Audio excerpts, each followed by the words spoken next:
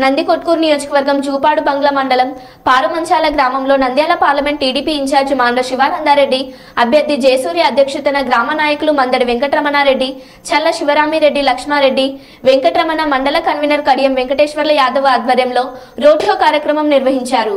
TDP manifesto గురించి ప్రజలకు వివరించడం జరిగినది. మే 13వ తేదీన జరిగే ఎన్నికలలో టీడీపీ, జనసేన, బీజేపీ ఉమ్మడి అభ్యర్థి జయసూర్యని భారీ మెజార్టీతో గెలిపించాలని కోరడమైనది.